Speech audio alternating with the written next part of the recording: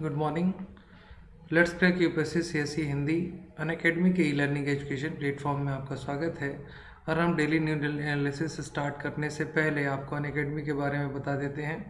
Unacademy India का largest e learning education platform है, जहाँ पे आपको मिलते हैं टॉप एजुकेटर, क्वालिटी कंटेंट और ग्रेट लर्निंग एक्सपीरियंस। साथ में यहाँ पे डेली लाइव क्लासेस होती हैं, जिनके माध्यम से आप हमारे साथ डिस्कशन कर सकते हैं, डाउट्स क्लियर में पार्टिसिपेट कर सकते हैं, आंसर पुल कराए जाते हैं।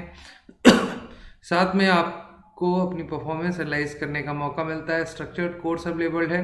प्री मेंस इंटरव्यू सभी की तैयारी यहाँ पे कराई जाती है। प्री के लिए टेस्ट सीरीज, मेंस के लिए टेस्ट सीरीज, प्री के लिए कोर्स आपका पूरे अवेलेबल है, मेंस के लिए अवेलेबल है, इंटरव्यू के लिए मॉक अवेलेबल है।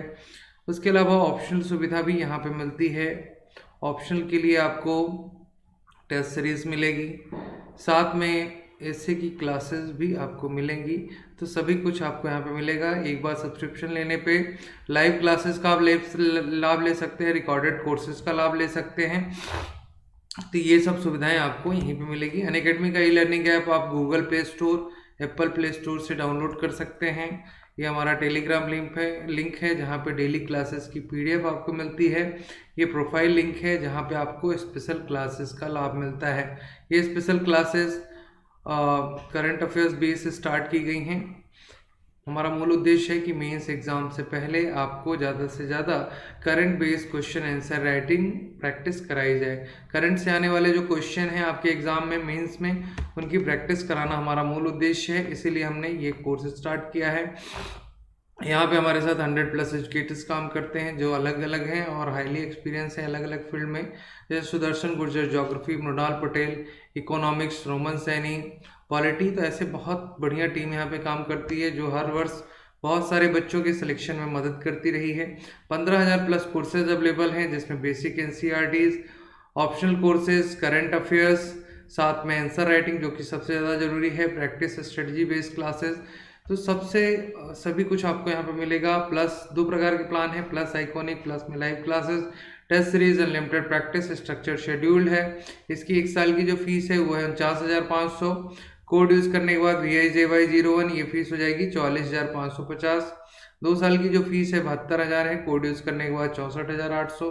3 साल की फीस 90,000 है, कोड यूज करने के बाद 81,000। सेकेंड आइकॉनिक प्लान, आइकॉनिक में आपको एक टीम मिलती है जो समय समय पे आपको गाइड करती है। Daily question answer writing practice, personalise feedback, study planners मिलते हैं, पर्सनलाइज कोच मिलते हैं। इसकी 1 साल की जो फीस है 69,500 है। VIJY01 कोड यूज करने के बाद ये फीस हो जाएगी 62,550। 2 साल की फीस है 1,07,000, कोड यूज करने के बाद 96,300। 3 साल की फीस 1,41,000 है, कोड यूज करने के बाद 1,26,900 है। साथ में देखिए ऑप्शनल के लिए अलग अलग से आपको पे करना पड़ेगा। ऑप्शनल की 1 साल की फीस 27,500 है। VIJY01 कोड यूज करने के बाद 24,750। 2 साल की फीस 40,000 है, कोड यूज करने के बाद 36,000। 3 साल की फीस 50,000 है, कोड यूज करने के बाद 45,000। देखिए आपको बता दें कि 1-2 साल के जो कोर्स हैं GS के और ऑप्शनल के, वो सभी देखिए इसलिए बनाए गए हैं ऐसे कि आपको प्रॉपर एक प्रकार से स्ट्रेटजी बनाने की आवश्यकता है एग्जाम क्रैक करने के लिए। ये स्ट्रेटजी आप कैसे बनाएंगे जब आपके पास प्रॉपर ड्यूरेशन रहेगा, टाइम पीरियड रहेगा, क्योंकि आपको NCERTs को भी कवर करना है, साथ में आपको ट्रेडिशनल पार्ट भी कवर करना है, फिर आपको ऑप्शनल भी कवर करना है, टेस्ट सीरीज भी करनी है, एस्से भी करना है। तो ये सब के लिए आपको प्रॉपर टाइम देना पड़ेगा, सभी की टेस्ट सीरीज भी करनी पड़ेगी। तो एक सही समय और सही गाइडलाइन की आवश्यकता होती है। इसलिए आपको ये 2 से 3 साल का आप कोर्स ले सकते हैं, 1 से 2 साल का ले सकते हैं। न्यू बिगनर्स जो हैं, जो अभी 12th में हैं या फर्स्ट ईयर में हैं, जो UPSC की तैयारी करना चाहते हैं, उनके लिए 3 साल का कोर्स स्टार्ट किया गया है। ऑप्शनल, सभी प्रकार के ऑप्शनल आपको यहाँ पे मिलेंगे जो कि आपके सिलेबस में दिए गए हैं। चलिए हम टॉपिक स्टार्ट करते हैं। और पहला TX2 अंतरराष्ट्रीय पुरस्कार प्रदान किया गया। देखिए TX2 का मतलब है कि टाइगर्स की पॉपुलेशन को दोगुना करने वाले जो टाइगर रिजर्व्स हैं उन्हें ये अवार्ड दिया गया है। तो ये वर्ल्ड वाइड फंड के माध्यम से दिया गया है। Doubling wild tiger. तो वाइल्ड टाइगर की जो संख्या जहाँ पे डबल हो गई है उन्हें ये अवार्ड दिया गया है। तो पीलीभीत टाइगर रिजर्व को ये अवार्ड मिला है। पीलीभीत कहाँ पे है? ये उत्तर प्रदेश में स्थित टाइगर रिजर्व है। ठीक है, उत्तर प्रदेश वन विभाग ने पहला अंतरराष्ट्रीय पुरस्कार TX2 जीता है। देखिए ये अवार्ड इसलिए मिला है कि 4 वर्षों में बाघों की संख्या को दोगुना करने के लिए ये सम्मानित किया गया है। तो ये जो सर्वे हुआ था 10 साल में संख्या को दोगुना करने का लक्ष्य तय किया गया था। इस लक्ष्य को 2010 में पुरस्कार के भागीदारों द्वारा निर्धारित किया गया था और जो भी संस्था, जो भी टाइगर रिजर्व इन लक्ष्य को पूरा करते हैं उन्हें ये TX2 अंतरराष्ट्रीय अवार्ड दिया जाता है। ये अवार्ड जो है किसके द्वारा दिया जाता है? ग्लोबल टाइगर फोरम, संयुक्त राष्ट्र विकास कार्यक्रम UNEP, United Nation Environment Programme, global tiger forum और कंजर्वेशन टाइगर स्टैंडर्ड और लायंस शेयर। तो इन 4 संस्थाओं के साथ मिलके ये अवार्ड दिया जाता है।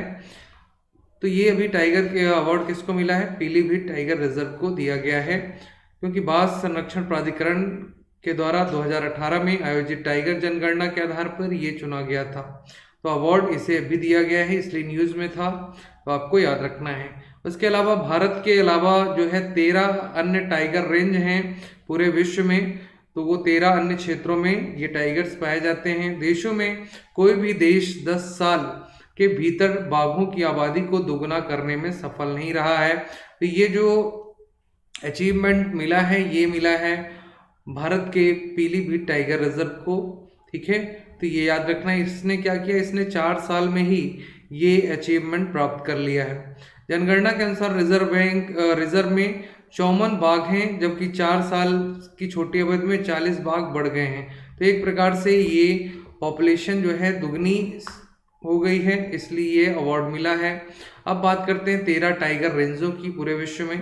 तो पूरे विश्व में अगर टाइगर रेंज की बात करें तो 13 टाइगर रेंज हैं। ये रेंज हैं भारत, भूटान, बांग्लादेश, कंबोडिया, इंडोनेशिया, चीन, रूस, Malaysia, Laos, Thailand, Myanmar, Vietnam और नेपाल। तो ये हैं टाइगर क्षेत्र हैं, यहाँ पे टाइगर्स की पॉपुलेशन पाई जाती है। अब देखिए यहाँ पे ये है कि ये जो क्षेत्र हैं यहाँ पे टाइगर स्वतंत्रता पूर्वक घूमते हैं। स्वतंत्र रूप से घूमने के मापदंड महत्वपूर्ण है, क्योंकि बाघों के विशाल क्षेत्रों की आवश्यकता होती है। अगर नर बाघ की बात की जाए तो 60 से लेकर 100 वर्ग किलोमीटर तक उसका एरिया होता है मूवमेंट का। मादा बाघ की बात की जाए तो 20 वर्ग किलोमीटर के क्षेत्र की आवश्यकता होती है। और दुनिया में अगर सबसे ज़्यादा बाघों की अगर बात की जाए एरिया की, तो वो साइबेरिया बाघ की है, जो कि सबसे बड़ा रेंज कवर करता है और प्रदेशों का 10,000 वर्ग किलोमीटर का क्षेत्र इसके द्वारा कवर किया जाता है। फिर भारत की जनगणना, भारत में हाल ही में जनगणना हुई और उसके अलावा 2014 की तुलना में जो वृद्धि हुई, तो अभी वर्तमान में भारत में बाघों की संख्या 2,967 है। ठीक है, टाइगर दिवस कब मनाया जाता है? 29 जुलाई को मनाया जाता है। और 2014 की तुलना में हर 4 वर्ष में ये सर्वे होता है, 33% की वृद्धि हुई है। ये याद रखना है। भारत में 2006 के बाद 6% प्रति वर्ष की दर से बढ़ रहे हैं टाइगर्स। और हमको याद है, आपको हमने पढ़ाया था कि G20 सम्मेलन में भी गवर्नमेंट ने पर्यावरण ग्रोथ की बात जब की थी, तो उसमें ये बताया था कि हम टाइगर्स, ठीक है, और लायंस और उसके अलावा लेपर्ड्स, इन सब की संख्याओं में वृद्धि कर रहे हैं। क्यों? ये इसीलिए पॉसिबल हो पाया क्योंकि हमने कंजर्वेशन के लिए प्रॉपर व्यवस्था करके रखी है, कंजर्वेशन के लिए प्लान करके रखा है ना, क्योंकि हमने यहाँ पे परियोजनाएं चलाई हैं, इनके संरक्षण के लिए कार्य किया जा सके। और यहाँ तक कि हमने डॉल्फिन संरक्षण के लिए भी काम किया हुआ है। ठीक है, महासीर के लिए भी हम कार्य कर रहे हैं। तो ये योजनाएं हमारी काम कर रही हैं। जो स्पीसीज हैं जो खतरे में हैं उनके लिए भी, उसके अलावा माइग्रेटेड स्पीसीज के लिए भी, जैसे वॉन कन्वेंशन हुआ भारत में, तो हमें माइग्रेटेड स्पीसीज के प्रति भी प्रतिबद्धता रखी है। तो धीरे धीरे हम पर्यावरण और संरक्षण के क्षेत्र में काफ़ी कार्य कर रहे हैं। मध्य प्रदेश में बाघों की संख्या सबसे अधिक है। इसके पहले क्या था कि सेकेंड नंबर पे कर्नाटक और उसके बाद उत्तराखंड। पहले क्या था? 3-4 साल पहले की बात की जाए तो उस समय उत्तराखंड था, फिर कर्नाटका था, अभी वर्तमान में कर्नाटका इसके पहले था टॉप पे, लेकिन अभी क्या है कि मध्य प्रदेश को टॉप पे दिया गया। लगभग 526 समथिंग यहाँ पे टाइगर्स हैं, तो ये याद रखना है आपको। चलिए आगे बात करते हैं दूसरे टॉपिक पे। भारत और यूरोपीय संघ ने निशस्त्रीकरण और अप्रसार मामलों पर परामर्श के लिए 6वें दौर का आयोजन किया। अभी आपको पता है कि भारत और यूरोपीय यूनियन के बीच में आतंकवाद, ठीक ना, टेरर, आतंकवाद से लड़ने के लिए एक कार्य योजना पे डिस्कस हुआ था। ये अभी देखिए काउंटर टेररिज्म डायलॉग आयोजित किया गया था, तो इसलिए इम्पोर्टेंट था। देखिए क्या है कि यूरोपियन देशों की अगर बात की जाए, फ्रांस जो है आतंकवाद से ग्रसित है। फिर उसके अलावा पेरिस की बात की जाए तो पेरिस में आतंकवादी घटनाएं हो रही हैं, और फ्रांस के पेरिस में। उसके अलावा पुर्तगाल और स्पेन, ये सब कहीं ना कहीं आतंकवाद से ग्रसित हैं। इसलिए हमें एक साथ संयुक्त रूप से आने की आवश्यकता है, और संयुक्त रूप से हम इस कार्य योजना पे काम करेंगे। ठीक है, तो अभी क्या है कि भारत और यूरोपीय संघ ने निशस्त्रीकरण और अप्रसार, परमाणु के अप्रसार और निशस्त्रीकरण मामलों के 6ठे दौर के परामर्श पे एक वर्चुअल फॉर्मेट आयोजित किया था। इसका मूल उद्देश्य क्या था? परमाणु, रासायनिक, जैविक निरस्त्रीकरण और अप्रसार, पारंपरिक हथियारों को बाहरी आंतरिक सुरक्षा के मुद्दों पर निर्यात नियंत्रण व्यवस्था जैसे MTCR, मिसाइल कंट्रोल रजिम है, रणनीति स्थिरता, पर्यावरण और पारस्परिक हित के क्षेत्रों में आदान प्रदान शामिल है। तो ये दोनों देशों के बीच, दोनों समूहों के बीच में, एक प्रकार से देश है, दूसरा यूरोपीय संघ है, तो दोनों के बीच में ये समझौता हुआ है कि रासायनिक और जैविक निरस्त्रीकरण की बात की जाए कि जैविक हथियार हैं उनको कम किया जाए, रासायनिक हथियारों को कम किया जाए, परमाणु के प्रसार को रोका जाए, पारंपरिक हथियारों को नष्ट किया जाए। तो इस प्रकार की संधि समझौते पे साइन हुए हैं। इस परामर्श का उद्देश्य क्या है कि अंतर्राष्ट्रीय सुरक्षा मुद्दों पर भारत और यूरोपीय संघों के बीच आपसी समझ को बढ़ावा देना। इसमें देखिए मूल उद्देश्य क्या है कि संवाद के माध्यम से हम परस्पर एक प्रकार से निर्यात नियंत्रण व्यवस्था स्थापित करें, एक दूसरे के साथ जो आपके हथियारों के व्यापार होते हैं उन पे नियंत्रण स्थापित करने का प्रयास, साथ में अन्य जो देश हैं उनके द्वारा अगर ऐसा कोई कार्यक्रम होता है तो उसमें संयुक्त रूप से पार्टिसिपेट कर सकें, उनका विरोध कर सकें। तो इसके लिए एक समझौता साइन हुआ है। ये आपको याद रखना है कि यूरोपियन यूनियन के साथ, देखिए कई बार यूरोपियन यूनियन बेस्ड क्वेश्चन आता है मेंस में, तो आप इसको लिख सकते हैं।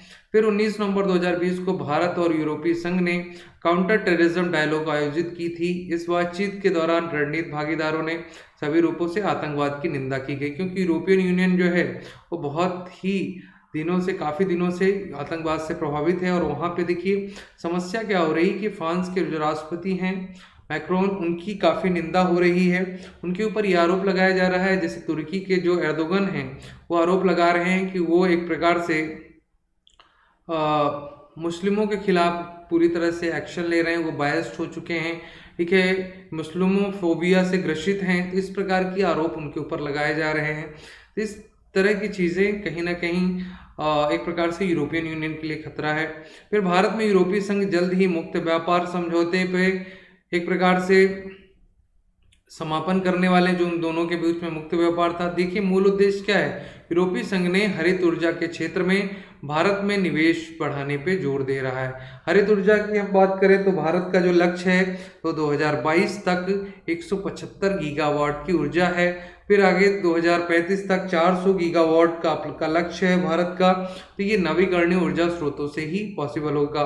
फिर आज हमने बात की थी कि कंप्रेस्ड बायोगैस प्लांट की बात की थी, तो सरकार का लक्ष्य है कि 5000 कंप्रेस्ड बायोगैस प्लांट बनाए जाएं, जिसके माध्यम से जो क्रूड ऑयल पे निर्भरता है वो कम की जा सके। तो इस प्रकार की योजनाएं हैं।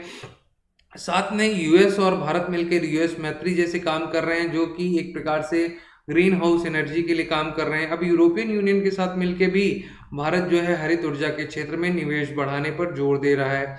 ऐसा इसलिए है क्योंकि यूरोपीय संघ ने कार्बन तटस्थता का लक्ष्य रखा है। उन्होंने ग्रीन डील को अपनाया। ग्रीन डील के माध्यम से 45 से लेके 55% तक कार्बन उत्सर्जन में कमी करना है। तो कार्बन उत्सर्जन में जो कमी करना है वो पेरिस कन्वेंशन में उन्होंने 40%, 45% दिया था। ग्रीन डील में बाद में उसे बढ़ा दिया मैड्रिड के बाद। तो ये याद रखना है। यूरोपीय संघ भारत का सबसे बड़ा व्यापारिक भागीदार है और भारत यूरोपीय संघ के बीच 12.5% व्यापार का योगदान है। ठीक है, तो कुल व्यापार का यूरोपीय संघ का 12.5 योगदान, भारत के कुल व्यापार का 12.5 यूरोपीय संघ से होता है। तो ये याद रखना है। तो देखिए, भारत यूरोपीय संघ से संबंधित पूछा जाए तो 3 चीज आपको याद रखना है कि भारत यूरोपीय संघ के बीच में व्यापारिक स्थिति मजबूत है, हरित ऊर्जा के क्षेत्र में यूरोपीय यूनियन निवेश कर रहा है, काउंटर टेररिज्म के क्षेत्र में, दूसरा क्या है कि परमाणु अप्रसार और निरस्त्रीकरण के मामलों में भी परामर्श से संबंधित एक आयोजन किया गया कि हमें कितने एक्शन लेने चाहिए, क्या क्या करना है आवश्यक है और किस चीज को में कमी लाना है, किस में वृद्धि करना है, कौन से मुद्दे हैं, किससे सुरक्षा है, कौन किसकी मदद करेगा, इस प्रकार की चीजें चर्चा होंगी। फिर हम बात करते हैं अगले टॉपिक पे। 46 ऑनलाइन अटल संकाय विकास कार्यक्रमों का उद्घाटन AICTC के लिए किया जा रहा है। देखिए, शिक्षा मंत्री जो रमेश पोखरियाल निशंक हैं, उन्होंने उच्च शिक्षा के लिए, देखिए जो एजुकेशन पॉलिसी लाई गई, एजुकेशन पॉलिसी के माध्यम से उच्च शिक्षा संस्थाओं में शिक्षकों को प्रशिक्षित करने के लिए 46 AICT training and learning Atal academy facility development programme का उद्घाटन किया गया है। तो ये फैसिलिटी डेवलपमेंट प्रोग्राम जो है, ये नेशनल एजुकेशन पॉलिसीज में इनके माध्यम से एक प्रकार से जो इंस्टीट्यूशन हैं, हायर एजुकेशन हैं, उनमें एक प्रकार से लर्निंग स्किल डेवलप करने का, एक प्रकार से एजुकेशन सिस्टम्स को डेवलप करने का प्रयास इसके माध्यम से किया जाएगा। तो यही है 46 AICT training and learning academy faculty development programme का उद्घाटन किया गया। FDP जो है, फाइनेंशियल फैकल्टी डेवलपमेंट प्रोग्राम, भारतीय राज्यों में आयोजित किया जाएगा। 2021 में इंजीनियरिंग, प्रबंधन, जीवन कौशल, डिजाइन, मीडिया के क्षेत्र में फोकस किया जाएगा। तो ये जो फैकल्टी डेवलपमेंट प्रोग्राम है, ये मेन फोकस किस पे किया जाएगा? इंजीनियरिंग के क्षेत्र में, प्रबंधन, जीवन कौशल और मीडिया के क्षेत्र में, क्योंकि आने वाले समय में इन्हीं की डिमांड ज़्यादातर बढ़ती जा रही है। इंजीनियरिंग की इसलिए कि 4th इंडस्ट्रियल रेवोल्यूशन होगा, तो उसमें इंजीनियरिंग का यूज बढ़ रहा है। मैनेजमेंट इसलिए ऑब्वियस सी बात है कि इकोनॉमी को मैनेज करना, संस्थाओं को मैनेज करना, इसलिए प्रबंधन आवश्यक है। जीवन कौशल क्यों? क्योंकि आज की डेट में आपको विनिर्माण क्षेत्र को अगर डेवलप करना है तो आपको कौशल स्किल डेवलपमेंट के क्षेत्र में काम करना पड़ेगा, क्योंकि आपको चीन जैसी इकोनॉमी अगर डेवलप करना है तो वहाँ पे एजुकेशन में स्किल को लाना आवश्यक है। मीडिया क्षेत्र इसलिए है, मीडिया क्षेत्र पे फोकस किया जाएगा जिसके माध्यम से ज़्यादा मीडिया को एक स्ट्रॉन्ग प्लेटफॉर्म के रूप में डेवलप किया जा सके। तो ये जो FDP बनाया जा रहा है, फैकल्टी डेवलपमेंट प्रोग्राम, ठीक है, ये नई शिक्षा नीति के अनुसार आयोजित किया जा रहा है ये प्रोग्राम। इसमें क्या है कि इसे लंदन स्थित संगठन ने इसे विश्व रिकॉर्ड के रूप में मान्यता दी है FDP प्रोग्राम को, जिसके तहत 100 से अधिक उभरते हुए क्षेत्रों में 1000 ऑनलाइन FDP को IITs में, NITs में और IIIT इन संस्थानों में 1 लाख संख्याएं सदस्यों को लाभ होगा। तो इसका मूल उद्देश्य क्या है कि ज़्यादा से ज़्यादा ट्रेंड करना, ट्रेनिंग देना और उसके माध्यम से एक अच्छे एजुकेटेड सिस्टम को डेवलप करना, कि जिसके माध्यम से कहीं ना कहीं एक प्रकार से देखिए डिजिटलाइजेशन बढ़ रहा है और इस डिजिटलाइजेशन की प्रक्रिया में ज़्यादा से ज़्यादा लोगों को, देखिए सीटों का आवंटन एक प्रकार से इस प्रकार भी देख सकते हैं कि अगर सीट बढ़ाई जाएगी तो नेशनल एजुकेशन पॉलिसी में ये कहा गया कि हायर एजुकेशन में 2.5 लाख सीट बढ़ाई जाएगी, लेकिन 2.5 लाख सीट बढ़ाने के अलावा भी अगर आप चाहें तो ये ऑनलाइन प्रोग्राम के माध्यम से ज़्यादा बच्चों को इसके माध्यम से कनेक्ट कर सकते हैं, ज़्यादा से ज़्यादा लोगों को ट्रेनिंग दे सकते हैं। तो एजुकेशन सिस्टम जब लोगों तक पहुंच जाएगा माध्यम के थ्रू, तो उस एक प्रकार से ज़्यादा विस्तार होगा और इस ऑनलाइन कार्यक्रम के दौरान 10 करोड़ रुपए खर्च किए जाएंगे।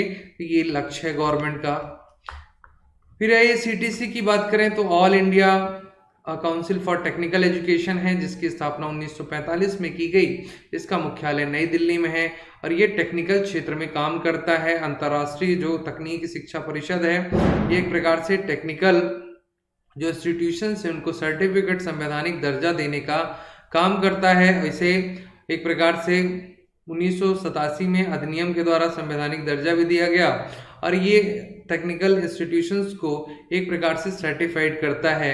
एआईसीटी नए तकनीक शिक्षण संस्था शुरू करने, पाठ्यक्रम तकनीकी शिक्षण संस्थाओं में प्रवेश परीक्षा में परिवर्तन के संबंध अनुमोदन देता है और क्षेत्रीय कार्यालय इसका मुंबई, कोलकाता, चेन्नई, कानपुर, चंडीगढ़, भोपाल और बेंगलोर में स्थित है। फिर साथ में देखिए डिजिटल लर्निंग और कंप्यूटर, स्मार्टफोन, टैबलेट और स्मार्ट उपकरणों को बढ़ते उपयोग ने सीखने में रुझान में वृद्धि की है। तो डिजिटल लर्निंग है, डिजिटल लर्निंग क्या है? एक मशीन लर्निंग है, वर्तमान में डिजिटल लर्निंग है, जिसके माध्यम से क्या है कि डिजिटलीकरण को बढ़ावा दिया जा रहा है। तो डिजिटलीकरण को अगर आप बढ़ावा दे रहे हैं तो साथ में आपको क्या करना पड़ेगा? ऐसे विकास कार्यक्रमों को भी शुरुआत करनी पड़ेगी।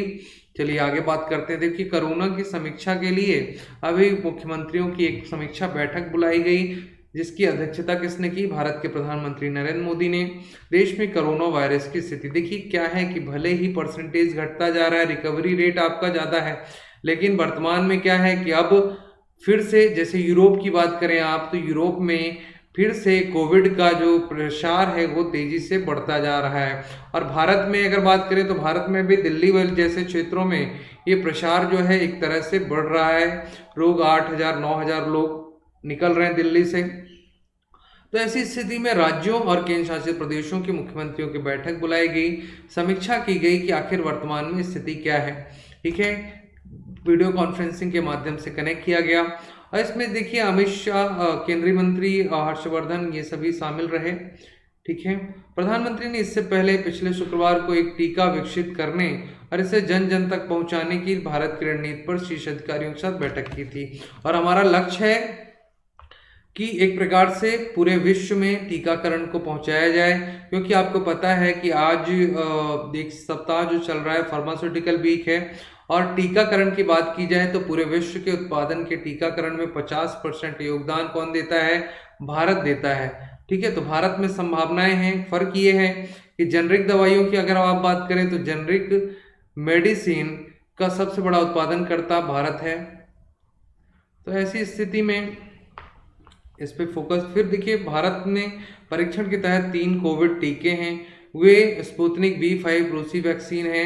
अब देखिए स्पुतनिक V5 5वीं जो वैक्सीन है उसे आपकी रेड्डी लेबोरेटरी ने, ठीक है, वहाँ की FDI के साथ साइन किया हुआ है कि लगभग 10,000 जो डोजेज हैं वो भारत आएंगे। ठीक है, फिर वहीं से बात आती है, एक न्यूज़ में इस समय चल रहा है वैक्सीन राष्ट्रवाद का कंसेप्ट। तो आगे हम समझेंगे वैक्सीन राष्ट्रवाद क्या है। अब देखिए ऑक्सफोर्ड यूनिवर्सिटी के साथ मिलके हम कोविड शील्ड बना रहे हैं, कोविशील्ड।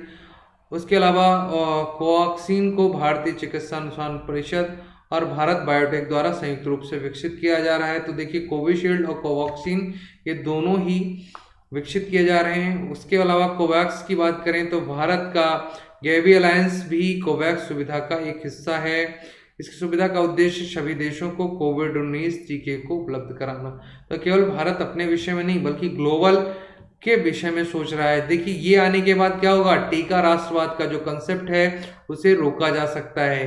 ठीक है, गेवी का फुल फॉर्म है ग्लोबल अलायंस फॉर वैक्सीन। तो हमने ग्लोबल अलायंस फॉर वैक्सीन में भी अपना पार्टिसिपेशन दिया है। देखिए वैक्सीन राष्ट्रवाद है क्या? टीका राष्ट्रवाद वो प्रक्रिया कहलाती है जिसके माध्यम से मान लीजिए आपने स्पुतनिक 5 को बनाया, तो अब स्पुतनिक 5 को बनाने के बाद आप क्या करेंगे, अपने देश के लोगों के लिए आप रखेंगे। फिर क्या करेंगे, जो आपको पैसे देगा ज़्यादा से ज़्यादा वो आपसे डोज खरीद लेगा, तो ये डोज आप उसे बेच देंगे। लेकिन यही कहलाएगा टीका राष्ट्रवाद। ये केस तभी हो चुका है जब इसके पहले सार्स महामारी फैली थी, तो उस समय भी इसके टीकेकरण के लिए कुछ उपाय किए गए थे। तो उस समय भी, उसके अलावा फ्लू बीमारी जब फैली थी तो अमेरिका जैसे देशों ने बहुत ज़्यादा मात्रा में टीके खरीद लिए थे। तो ऐसी स्थिति ना बनने पाए, क्योंकि जो गरीब देश है जिसकी स्थिति, इकोनॉमिक स्थिति खराब है, वो कैसे टीका को अफोर्ड कर पाएगा। ऐसी स्थिति में ऐसा आवश्यक है कि ग्लोबल अलायंस बनाया जाए जिसके माध्यम से वैक्सीन पर रिसर्च किया जाए और सभी देशों को बराबर मात्रा में इसे प्रोवाइड किया जाए, क्योंकि एक वैश्विक महामारी है। तो आप ये समझ गए कि 2 कोविशील्ड और कोवैक्सीन दोनों काम कर, कोविशील्ड जो है भारत और ऑक्सफोर्ड यूनिवर्सिटी के साथ काम कर रहा है, उसके अलावा कोवैक्सीन जो है भारतीय चिकित्सा अनुसंधान परिषद और भारतीय बायोटेक द्वारा विकसित किया गया है। फिर ईविन की बात करते हैं। ये इलेक्ट्रॉनिक वैक्सीन इंटेलिजेंस नेटवर्क का उपयोग करके कोविड-19 वैक्सीन को स्टोर करने की योजना। तो वैक्सीन बनने के बाद स्टोरेज की आवश्यकता पड़ेगी, इसलिए सरकार ने ईविन के माध्यम से रियल टाइम ट्रैकिंग का उपयोग करेगी। ईवीएन एक स्वदेशी विकसित प्रणाली है। ये सिस्टम वैक्सीन स्टॉक को डिजाइन करता है। तो वैक्सीन के स्टॉक के लिए भी हमने सिस्टम डिजाइन किया है। यह सिस्टम कोल्ड चेन के तापमान पर भी नजर रखेगा, इम्यूनिटी सप्लाई चेन सिस्टम को मजबूत करेगा कि जिससे कि ये वैक्सीन जो है हर व्यक्ति तक, हर घर तक पहुंच पाए। ठीक है, जैसे आप हर घर पानी पहुंचाना चाह रहे हैं, वैसे ही इस वैक्सीन को हर घर तक पहुंचाने का लक्ष्य है। ये पॉसिबल हो पाएगा इलेक्ट्रॉनिक वैक्सीन इंटेलिजेंस नेटवर्क के माध्यम से। साथ में इसके स्टोरेज सप्लाई का काम इसी के माध्यम से किया जाएगा। फिर भारत सरकार ने हाल ही में 43 मोबाइल ऐप पे फिर से प्रतिबंध लगा दिया है। तो सूचना प्रौद्योगिकी मंत्रालय के द्वारा सूचना प्रौद्योगिकी अधिनियम की धारा 69A के तहत 43 मोबाइल ऐप्स पे फिर से प्रतिबंध लगा दिया गया है। ये ऐप्स ऐसी गतिविधियों में संलग्न थे जो भारत की संप्रभुता, अखंडता और देश की रक्षा, देश की सुरक्षा और सार्वजनिक व्यवस्था के लिए नुकसानदेह थे। तो ऐसे ही 43 ऐप्स पे फिर से प्रतिबंध लगा दिया गया।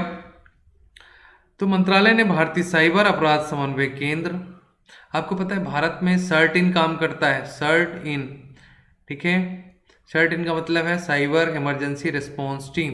तो साइबर अपराध समन्वय केंद्र जो है वो गृह मंत्रालय से प्राप्त व्यापक रिपोर्ट के आधार पर भारत में उपयोगकर्ताओं द्वारा इन ऐप्स तक पहुंचने को अवरुद्ध करने का आदेश किया है। तो आदेश किसने किया है? गृह मंत्रालय के अधीन आने वाली संस्था साइबर अपराध समन्वय केंद्र के द्वारा ये आदेश गृह मंत्रालय के द्वारा किया गया है। फिर इसके अलावा देखिए, आपको ये पता है कि 29 जून 2020 को भारत सरकार ने 59 मोबाइल ऐप्स पर पहुंच को अवरुद्ध किया था और 2 सितंबर 2020 को फिर 69A के तहत 118 अन्य ऐप्स पे प्रतिबंध लगाए थे। तो ये प्रक्रिया चली आ रही है। देखिए, देश की सुरक्षा के लिए जरूरी है, क्योंकि आपको पता है कि जब आप ऐप्स को डाउनलोड करते हैं तो ऐप्स में आपसे एक्सेप्ट किया जाता है कि ये एक्सेप्ट करिए, और आप बिना पढ़े उसको एक्सेप्ट करते रहते हैं। तो ये जो प्रक्रिया है, इसी के माध्यम से आपके डेटा का ये जो एप्लीकेशन सप्लाई कंपनी है ये उस डेटा का यूज करती हैं और उसको गलत तरीके से आपको नुकसान पहुंचा सकती हैं। इसलिए इस पे प्रतिबंध लगाया गया। सरकार सभी मोर्चों पर भारतीय नागरिकों के हितों की रक्षा और देश की संप्रभुता, अखंडता के लिए प्रतिबद्ध है। इसलिए ये सुनिश्चित करने के लिए सभी संभव कदम उठाए जा रहे हैं। ठीक है, आज जिन ऐप्स पर पहुंच को अवरुद्ध किया गया उनकी सूची इस पे अभी हमने नहीं लिखा है, आपको याद करने की आवश्यकता नहीं है। चलिए अब आगे बात करते हैं। देखिए, कपूरथला में फूड प्रोसेसिंग प्लांट्स बनाए गए हैं। ठीक है, मेगा फूड पार्क बनाया गया है, MFF। तो केंद्रीय प्रसंस्करण उद्योग मंत्री हैं नरेंद्र सिंह तोमर वर्तमान में। पंजाब में कपूरथला जिले में फगवाड़ा में खुकजीत मेगा फूड पार्क का शुभारंभ। ये मक्खा आधारित ज्यादातर ये प्लांट बनाया गया है, फूड पार्क बनाया गया है। देखिए, फूड पार्क का यूज क्या होता है कि ये एक प्रकार से देखिए जो फार्मर्स ग्रुप होते हैं, फार्मर्स प्रोड्यूस ग्रुप जो होते हैं, उसके अलावा सप्लाई फूड चेन, एक प्रकार से ये स्टोरेज यूनिट होते हैं जहाँ पे आप स्टोर करते हैं और यहीं से सप्लाई होती है। यहाँ पे बहुत सारे NGOs, फार्मर्स ग्रुप जो है वो कनेक्ट होते हैं और उन्हीं के माध्यम से ये ऑपरेट करता है। तो एक प्रकार से ये जो है ये एक फूड पार्क बनाया गया है कपूरथला में, और ये खेती किसानी के क्षेत्र में पंजाब हरियाणा की महत्वपूर्ण भूमिका रही है। राज्यों में किसानों की मेहनत के कारण भारत में आज खाद्य क्षेत्र में आत्मनिर्भरता और सरप्लस जैसी कंडीशन हुई है। आपको पता है पहली औद्योगिक क्रांति जो यहाँ से हुई, औद्योगिक क्रांति वो कहाँ हुई? पंजाब और हरियाणा में। लेकिन कहीं ना कहीं समस्याएं भी हैं इस औद्योगिक क्रांति। देखिए, उत्पादन तो बढ़ा है, नो डाउट है, लेकिन फर्टिलाइजर्स का अंधाधुंध उपयोग हुआ जिसकी वजह से आज बीमारी बहुत सारी बढ़ गई हैं। वहाँ पे फर्टिलाइजर्स का उपयोग करने की वजह से आज कैंसर के सबसे बड़े कारण वहाँ पे हैं। तो ये भी हमको ध्यान रखना है। तो कहीं ना कहीं देखिए, उत्पादन बढ़ने की वजह से आत्मनिर्भरता और सरप्लस की कंडीशन है। पंजाब सबसे ज़्यादा उत्पादन गेहूं और धान में अग्रणी रहा है। गेहूं के उत्पादन में अग्रणी राज्य रहा है, लेकिन भूजल स्तर जो है कम होने से फसलों में विविधीकरण की आवश्यकता है। अब देखिए क्या है कि भूजल स्तर लगातार क्या होता जा रहा है, निम्न होता जा रहा है। भूजल स्तर क्यों निम्न होता जा रहा है, क्योंकि देखिए पानी को तो आप निकाल रहे हैं लेकिन उसे रिचार्ज नहीं कर रहे हैं। रिचार्ज न करने की वजह से क्या है कि समस्याएं हो रही। इसीलिए वर्तमान में यह आवश्यक है कि अब विविधीकरण, अब ऐसी फसलों का उपयोग किया जाए जिनमें कम पानी की आवश्यकता हो। इसीलिए मकई का उपयोग किया जा रहा, मक्के का, ज्वार का, बाजरे का, इसलिए इनके प्रोडक्शन को बढ़ाया जा रहा है। इन्हीं के लिए फूड पार्क बनाया गया है। फूड प्रोसेसिंग पर पूरा ध्यान देना जरूरी है। तो फूड प्रोसेसिंग यूनिट्स बनाई जा रही हैं जिनके माध्यम में जो है एक प्रकार से स्मॉल फार्मर्स ग्रुप्स बनाए जा रहे हैं, फार्मर्स, ठीक है। और इस संबंध क्षेत्रों में भी फायदा होगा। अब देखिए जो कृषि उपज है वो एमएसपी को बढ़ाया गया है। एमएसपी बढ़ाने का उद्देश्य है कि किसानों को ज़्यादा से ज़्यादा फायदा हो सके, उनके लागत का सही मूल्य और प्रॉफिट के साथ मिल सके। फिर 10,000 नए एफपीओ बनाए जाएंगे, ठीक है। फार्मर्स ऑर्गेनाइजेशन जो है वो डेवलप किए जाएंगे जिनके द्वारा क्या है, फार्मर्स एक प्रकार से फार्मर्स ऑर्गेनाइजेशन है, ठीक है। छोटे छोटे स्मॉल फार्मर्स जो हैं, क्या होता है कि अकेले आवाज़ नहीं उठा सकते या अकेले काम नहीं कर सकते, इसलिए फार्मर्स के ग्रुप बनाए जा रहे हैं, ठीक है। फार्मर्स समूह बनाए जा रहे हैं, ऑर्गेनाइजेशन बनाए जा रहे हैं, फार्मर्स प्रोड्यूस ऑर्गेनाइजेशन, जिसमें छोटे छोटे फार्मर्स को कनेक्ट किया जा रहा है। फिर वो क्या है, वो अपने पूरे सप्लाई को कनेक्ट करते हैं, लिया स्टोर करते हैं, फिर उसे मेगा फूड पार्क तक लाते हैं और उसका प्रॉफिट फिर डिवाइड किया जाता है। तो इस प्रकार की चीज़ें हैं। किसानों को ब्याज सब्सिडियां दी जा रही हैं जिसके माध्यम से ज़्यादा प्रॉफिट कमा सके। छोटे किसानों जिनकी संख्या सबसे ज़्यादा है 86%, उन्हें एफपीओ ही है, फार्मर्स प्रोड्यूस ऑर्गेनाइजेशन जो है माध्यम से अनेक फायदे किए जा रहे हैं। ये याद रखना है, एफपीओ भारत सरकार का एक बड़ा क्रांतिकारी कदम है।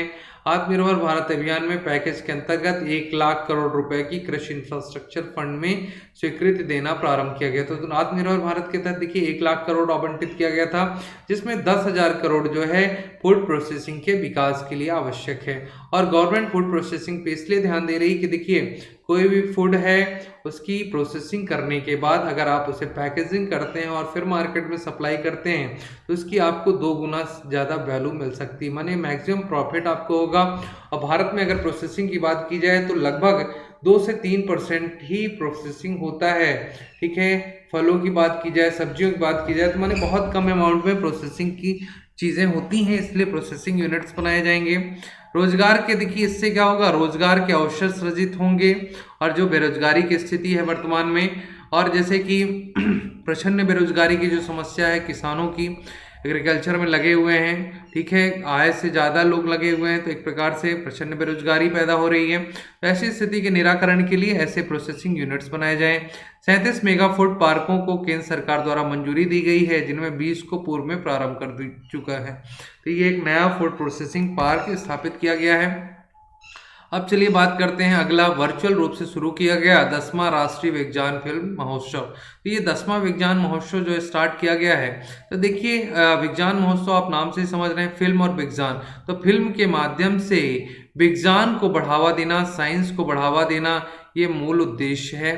तो यही 10वां राष्ट्रीय विज्ञान फिल्म महोत्सव लाया गया। देखिए फिल्म क्या होती है, समाज का आईना होती है। पिक्चरें जो है समाज का मिरर, आईना होती हैं। तो ये आईना जो है इसके माध्यम से बहुत सारी चीज़ें जैसे इनोवेशंस को बढ़ावा देना, ठीक है, और पर्यावरण के क्षेत्र में बढ़ावा देना, तो ये एक प्रकार से सामाजिक आयाम दिखाती हैं। तो इन्हीं फिल्म महोत्सव का आयोजन किया गया। इस फिल्म महोत्सव भारत सरकार के विज्ञान एवं प्रौद्योगिकी विभाग की स्वायत्त संस्था है विज्ञान प्रसार और Tripura state council of science and technology के माध्यम से संयुक्त रूप से ऑर्गेनाइज किया गया, ठीक है। इस फिल्म महोत्सव का उद्घाटन जो है त्रिपुरा के उप मुख्यमंत्री जिष्णुदेव वर्मा ने इसे किया। ये 24 से 27 नवंबर तक चलेगा। चलिए अब हम बात करते हैं इसमें है क्या। विज्ञान की फिल्मों के माध्यम से आम जनमानस तक पहुंचाने के लिए किया जा रहे विज्ञान प्रसार के प्रयास प्रशंसनीय है। यानी ये जो फिल्मों के माध्यम से विज्ञान का प्रसार करना मूल उद्देश्य है। फिर वो देखिए पूर्वोत्तर भारत में ये ऑर्गेनाइज किया गया, क्योंकि पूर्वोत्तर भारत जो है भारत विशेष रूप से त्रिपुरा के बारे में बात करें, जो सांस्कृतिक और जैव विविधता के साथ साथ विशिष्ट जीवन शैली के लिए जाना जाता है। पूरे नॉर्थ ईस्ट में ही एक प्रकार की अलग जीवन शैली है, अलग पद्धति है, पर्यावरण से भरपूर है। तो ऐसी स्थिति में यहाँ पे एक प्रकार से अगर यहाँ पे यूज किया जाता है, फिल्म महोत्सव मनाया जाता है या फिल्मों को बढ़ावा दिया जाता है, तो पर्यावरण के प्रति लोगों की जागरूकता होगी। ठीक है, विज्ञान के प्रति लोगों का इनिशिएटिव बढ़ेगा। फिर दूसरा यह है कि इस फिल्मों के माध्यम से पर्यटन को बढ़ावा मिल सकता है। लोग संस्कृति के विषय में, वहाँ की सभ्यता के विषय में, वहाँ कल्चर के विषय में ये एक प्रकार से परस्पर सामंजस्य क्रिएट हो जा सकता है। ठीक है, एक प्रकार से कोऑर्डिनेशन होगा, एकता की भावना आएगी। फिल्मों के माध्यम से विज्ञान को आम लोगों तक ले जाने की पहल सराहनीय है। यह पहल इस क्षेत्र में लोगों के वैज्ञानिक चेतना में विकास करेगी। और जब आने वाला समय विज्ञान का ही है, चौथी इंडस्ट्रियल रिवोल्यूशन टोटली विज्ञान बेस्ड है। Artificial intelligence, internet of things, ठीक है, क्लाउड कंप्यूटिंग, एज कंप्यूटिंग, ये सब चीजें तो कैसे पॉसिबल होगा जब आप ज्यादा से ज्यादा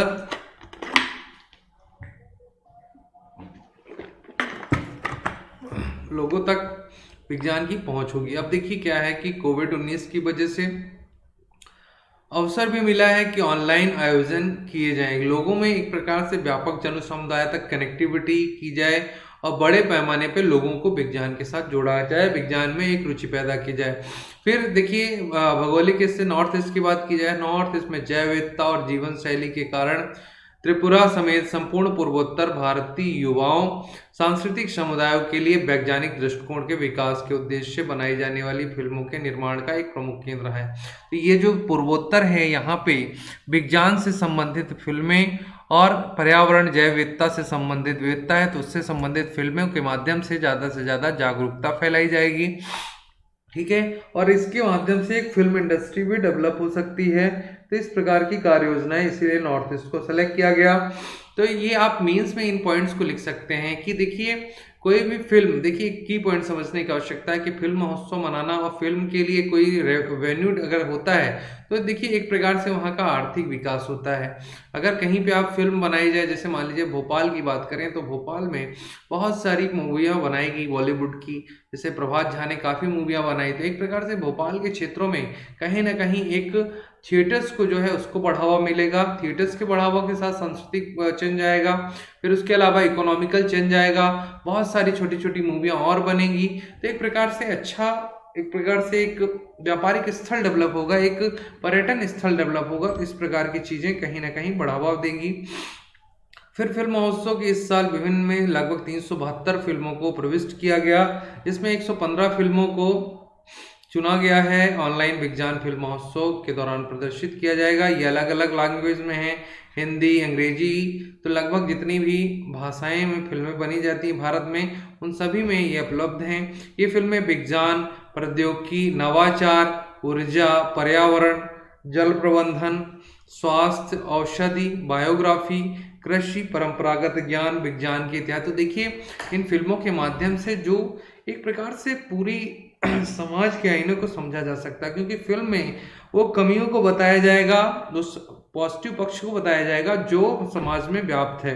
तो समाज की कमियों को बताते हुए, सकारात्मक पक्षों को बताते हुए, समाज के लिए बेस्ट क्या है, समाज की डिमांड क्या है, समाज की आवश्यकता क्या है, समाज का इंटरेस्ट किस में है, इस चीज़ों को बताया जाता है इसके माध्यम से।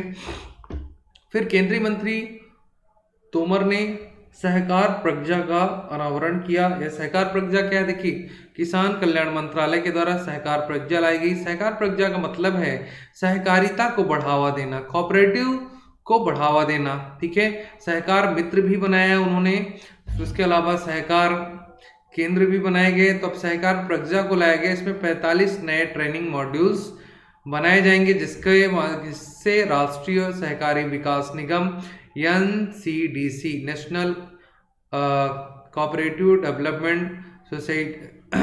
सोसाइटी कॉरपोरेशन द्वारा लक्ष्मण राव ईमानदार राष्ट्रीय सहकारिता अनुसंधान विकास अकादमी के साथ देश के ग्रामीण क्षेत्रों में प्राथमिक सहकारी समितियों में प्रशिक्षण दिया जाएगा। तो ये जो सहकार प्रज्ञा है, यह एक प्रशिक्षण कार्यक्रम है, ये आपको याद रखना है। इस प्रशिक्षण कार्यक्रम के माध्यम से सहकारिता को बढ़ावा देना मूल उद्देश्य है, क्योंकि भारत की अगर बात की जाए, किसानों की आय को दुगनी करना है। और अगर आनंद आपको याद है, आनंद के बारे में, पहला कोऑपरेटिव सक्सेसफुल आनंद दूध मिल के बारे में, ठीक है, गुजरात के में एक कोऑपरेटिव सोसाइटी बनाई गई। उसके अलावा लिज्जत पापड़, ठीक है। तो ये बहुत सारे एग्जाम्पल हैं जिन्होंने कोऑपरेटिव सहकारिता को के माध्यम से एक गांव के विकास को देखा है, लोगों के विकास को देखा है, एक शहर के विकास को देखा है। तो ये कोऑपरेटिव बहुत बड़ी एक प्रकार से योगदान कर सकता है किसानों के विकास में। इस अवसर पे तोमर ने आह्वान किया कि गांव गरीब किसानों को आत्मनिर्भर बनाने के लिए सहकारिता क्षेत्र सेतु की भूमिका, सेतु क्या, एक प्रकार से पुल का काम कर सकता है, कि जिसके माध्यम से एक प्लेटफॉर्म मिलेगा कि गांव का गरीब व्यक्ति, किसान सब एक साथ आएंगे और एक सहकारिता, एक सहकारी केंद्र होगा। जैसे कि अभी हमने बात की थी कि केरल सरकार ने अपने यहाँ एक केंद्र स्थापना की है, वो भी एक प्रकार का सहकारी केंद्र है, जहाँ पे किसानों के लिए एक मंच बनाया जाएगा। उसकी एक फीस होगी, लगभग सालाना या मंथली फीस होगी। उसके माध्यम से किसानों से संबंधित मुद्दों पे कमियों को पूरा किया जाएगा, किसानों की आवश्यकताओं की पूर्ति की जाएगी, किसानों को सुविधाएं दी जाएगी और किसानों को ज़्यादा से ज़्यादा लाभ दिया जाएगा। उसके अलावा किसानों में महिलाओं के बच्चों की शादी के लिए भी मदद दी जाएगी। तो एक प्रकार से ऐसे कोऑपरेटिव सोसाइटीज़ काम करती हैं।